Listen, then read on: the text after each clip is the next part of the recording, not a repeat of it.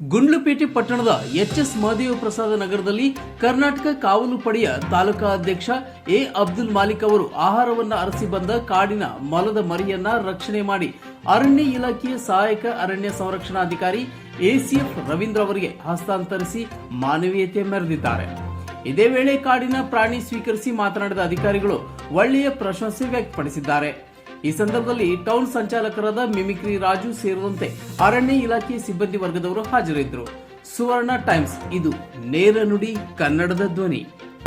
ಕಾಡಿಗೆ ಬಿಡೋಕ್ಕಿಂತ ಸಾಹೇಬರ ಗಮನ ಕೊಟ್ಟಾಗ ಅವ್ರ ಕಡೆಯಿಂದ ಆಗಲಿ ಅನ್ನೋ ಉದ್ದೇಶದಿಂದ ಈ ಕೆಲಸವನ್ನು ಮಾಡಿದ್ದೇವೆ.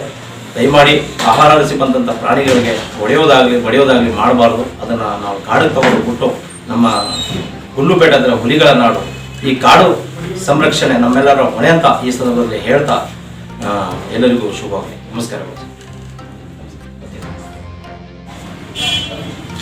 ಮಾತಾಡಿ ಸರ್. ಈ ವನ್ಯಪ್ರಾಣಿ ಬಗ್ಗೆ ಕಾಳಜಿ ಭಾಳ ಆಸಕ್ತಿ ಇರೋದು ನಾವು ತುಂಬ ಸಂತೋಷ.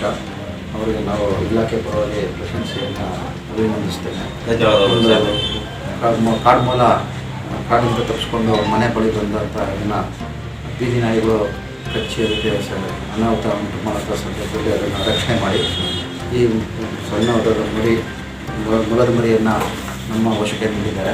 ಇದನ್ನು ನಾವು ಜಾಗೃತವಾಗಿ ಮತ್ತು ಅರಣ್ಯ ಪ್ರದೇಶದಲ್ಲಿ ಇದ್ದೇವೆ. ಇದರಿಂದ ಒಂದು ವನ್ಯ ಪ್ರಾಣಿಯ ಸಂರಕ್ಷಣೆ ಮಾಡಿದ್ದು ಅದರ ಶ್ರೇಯಸ್ಸು ಇರುವಾಗೆ ಸಲ್ಲಿಸಿ ಇದೇ ರೀತಿ ವನ್ಯ ಪ್ರಾಣಿಗಳ ಸಂರಕ್ಷಣೆಗೆ ಒಂದು ಕಾಳಜಿ ಇರೋದ್ರಿಂದ ಎಲ್ಲ ಇಲಾಖೆ ಪರವಾಗಿ ಧನ್ಯವಾದಗಳು ಸರ್. ನೀವೊಂದೆರಡು ಮಾತಾಡಿ. ಮನೆ ಹತ್ರ ಎಚ್.ಎಸ್. ಮಹದೇವ ಪ್ರಸಾದ ನಗರ 1ನೇ ವಾರ್ಡು ಕ್ಯಾಲಿಕಟ್ ರಸ್ತೆ ಹೊಂದಿಕೊಂಡಂತಹ ಒಂದು ರಸ್ತೆಯಲ್ಲಿ 1ನೇ ವಾರ್ಡ್ ಮಹದೇವ ಪ್ರಸಾದ ನಗರ ಮೊದಲನೇ ಹಂತದಲ್ಲಿ ಇರ್ತಕ್ಕಂಥ ವಾಸವಾಗಿರ್ತಕ್ಕಂಥ ನಾನು ಎ. ಅಬ್ದುಲ್ ಮಾಲಿಕ್ ಕಾವಲು ಪಡೆ ಅಧ್ಯಕ್ಷರು.